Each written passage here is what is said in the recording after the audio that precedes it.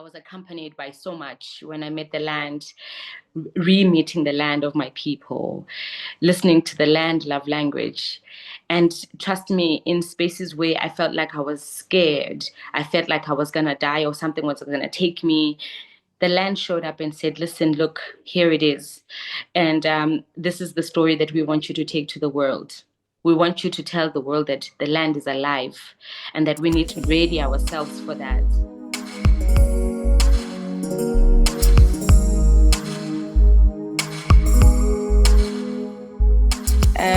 It is always a beautiful thing to greet. That is how we meet each other, we feel each other, and we connect with each other. And I'd like to greet everyone. And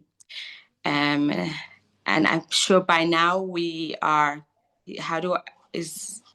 Oh, okay. Am I clear for everyone? Yes, we can hear you loud and clear. Thank you. So yes, I'd like to greet everyone and say sanibonani. I'm nervous already, but whew, it is such an honor. I think everyone is expecting me to talk about the food today.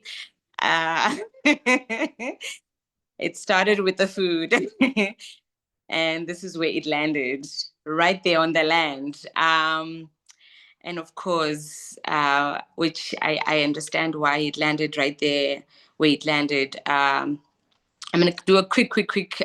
I don't know how to be quick, but I'm going to try to be quick. So the story started a while ago. I think I had been having this conversation, or something was really going on inside of me, and I didn't know how to explain. It's difficult to explain what was going on, but there was a lot of transformation. There was a lot of falling apart, really, in a good way, though. So much was leaving me, and so much was also coming on to me. A lot was growing inside of me. There was a seed that was growing, that it's still growing. It's amazing and it's beautiful. And I think this started a while ago when a word or a name called Emandulo. And this is a Inguni or a Zulu Xhosa name meaning the beginning. So this really just popped up and I thought, what does that thing even mean? So I had to look around and find out what that meaning was. And when I realized that I had already written a book about my life story called The Journey to the Beginning, and so these two then started communicating, saying, look, we're not going for an ending here. There's a beginning, there is a beginning that we want you to intentionally work or weave towards. And this is where it has brought me. I started feeling the land, the ground, literally the soil. You go to the soil and you hear things and you feel things. Wild, very, very wild. And later on, this voice continued and said, we want you to remember something called the land love language. And I thought, okay, this is creepy. I literally was writing something and it said the land love language. And I said, okay, wow, what is that? That is the language that I am. Yes, that is the language I am on right now. And it is not a language. I think it is a language that we all have, that we are born with. And it takes us going back to the beginning to find the language. I don't know what everyone's beginning is, but this land love language thing is where, yes. This is where it has brought me to my beginning, to find out what exactly what sort of sort of language does the land speak, and where did it come from, and what language is it in? We are looking for it in English, we're looking for it in my own languages, in my Zulu, and you don't find it. It is a language that's embedded deeply, and it is a language that you can't define in earthly terms. And I think when I went to Brazil, when I met the Ecoverse community in Brazil, that was my first encounter, like a very deep encounter of the land. It is, even speaking about it becomes so emotional because I remember exactly what it felt like being in that land. I felt what it was going through. I felt what it is going through. In fact, I felt its language. I felt its pain. I felt its joy as well, and I felt its hope, that there are those who are listening. There are those with the ears that are way beyond this particular realm that can hear the land love language. So this has then this of course was deep preparation to meet the land where I was born. And I asked, why did you have to take me to Brazil for me to listen to such things? Why did you take me to so many strangers and people I didn't even know, and you're speaking such a deep thing, and I didn't even know how to explain it to everyone else in a language they could understand, unless you were, of course, tuned in, unless you were there. But um, what then happened is I then felt ready to go back home to my land, a land that I had been fearing for so long because I had left for a while. Can I turn my phone like so? Can everybody see me like though? It's like this. Am I still good? Yeah. Perfect. You're good. Yes. Yes. So it then took me such deep courage. Everything that was mentioned, was every gift that was put in the bowl today, gave me all this courage to say, go home. You have to go home. You have to go home where your waters first spilled. When you were born, I was born. When I came out of my mother's womb, I am told that I came out with my blanket, my placenta, and my great grandmother literally cut it open and took me out. And the waters that spilt in that home, my home was never, there wasn't any refurbishments or anything that was done. So my home was only they used cow dung to clean the home, and that's still happening. So the waters that spilt into the ground, the waters that were then taken to the rest of my home, the yard where I lived, my great grandmother's home, and my umbilical cord that was then buried behind the home. And of course, all of this was witnessed by many rains. And the story was carried by rains, it was carried by the sun, it was carried by the many lives that are also living in the soil. I think, of course, I might not have the proper English words to describe this, but all these spirits that are living on the ground, beneath the ground, above ground, carried and captured the story and said, one day you need to come back here and let's tell you what the beginning looks like. The beginning looks this way. And these are the rituals that we need you to now start bringing back to the surface and bringing back to your people and remembering. And of course, these rituals are not rituals that were done 100 years ago or 200 years ago, but these are rituals of the beginning. And of course, it is scary because you're like, okay, everyone is going to think I'm crazy. And I'm scared. And of course, everybody thinks I'm crazy already, but this is going to be even crazier because I remember telling one of a spiritual leader in the community, and they're like, no, nobody does that. You're not going to do that. And I said, okay. Of course, everything else fights you and fights against you, and you're scared for your life every day. And you're like, please, I just want to come back home alive to my children, once I can get this done. I was accompanied by so much when I met the land, re-meeting the land of my people, listening to the land love language. And trust me, in spaces where I felt like I was scared, I felt like I was going to die or something was going to take me, the land showed up and said, listen, look, here it is. And this is the story that we want you to take to the world.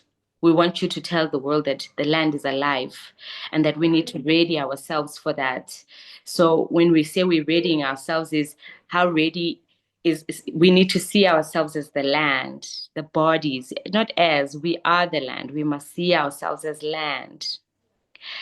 And what sort of land love language is living inside of us right now? Or have we forgotten that?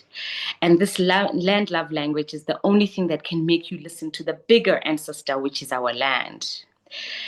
And that there was such a crazy thing. I'm like, why me? Why am I doing it? Why can't anyone else do it? I just want to go home and watch Netflix and do all the crazy things like everybody else. But why do I have to do it? And it said, because you heard the land. You were chosen by the land. You were chosen at birth by the ancestor, the first ancestor, of course, which is the water, which is the soil, which is the land that we found here. These are the first ancestors, which then took me back to the beginning, Emandulo.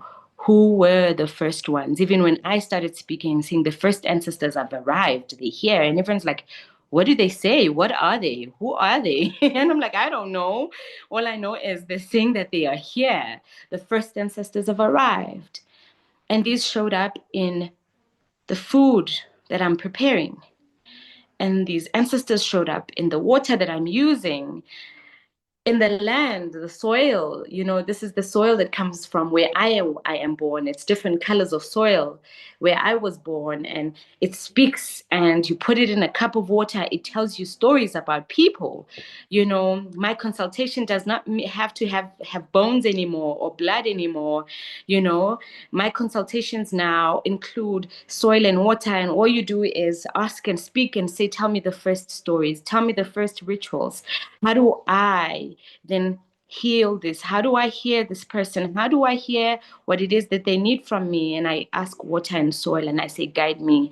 And I take the soil and I put it in the water, and the stories show up. I used to laugh at my great grandmother. She used to tell stories from tea leaves. She would let you drink your tea, and she takes your cup and she says, this is what's going to happen. And then we laughed at her. And then when it happens, she beat us up, right? She say, I told you. So yeah, right now I am feeling like a little stranger, a little weird. Your common spaces are becoming very, very uncommon for you.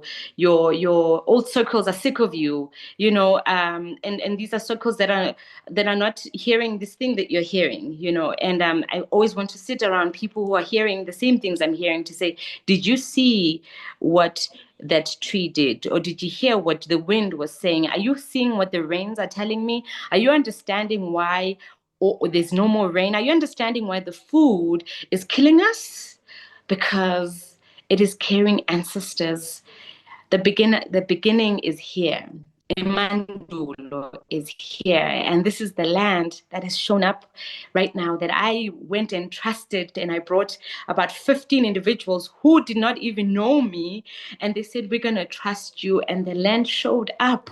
The land showed up. I don't know if Zolelwa is part of this group, but she was part of this. She was part of the crew that took us back to the land where the beginning lives, the land that breathes, that land that's still alive, that says, stop it. There is another language, and you guys have forgotten that language. Stop it. There's another language that I want to remind you of. And this is the language that is going to take us to the new earth that we've been calling. So we are here right now, and I really don't want to talk even longer because I can go deeper. But I want to just tell you that the wind showed up. The rain showed up. I speak to rain and I ask, please, can you hold on for 5 minutes? And it holds on for 5 minutes. The earth carries you when you feel like everything around you is falling apart, and it is not a mythical story or a or a movie. I feel it, I see it, and it is there. The stars speak the language, the land love language that I've been asking for. There is a language right now that I really want us to start asking and saying, who are these first ancestors? Because the first ancestors are us too. The first ancestors are me too. I was here in that very beginning. I am here for the beginning. We were all here in the beginning. And that is the story that I'm asking, is that the ancestors are saying the blood that we keep taking into the land and we're calling it our ritual is not necessary anymore. because water is here. We stop trusting water, but yet when you're thirsty, you're so quick to run to the tap. You're quick to run to the tap and quench your thirst because you're scared you're going to fall down. And yet we stopped trusting that water. And then you want to say yemanja, you want to say yemaya, you want to say nomkhubulwane, you want to say ndawe, and you don't know. You don't know that actually is the story. That is the power. That is the land love language. That our practices, our ceremonies, our everything that we hear, there's nothing scary about it. There's nothing dark about it, and there's nothing weird about it. We are here now. And we are not alone anymore. The first ancestors have been called because they said those that have worthy ears have risen, and they are here and they are born. So I really just want to share that little bit. And thank you, because I'm going to go on forever. Thank you so much.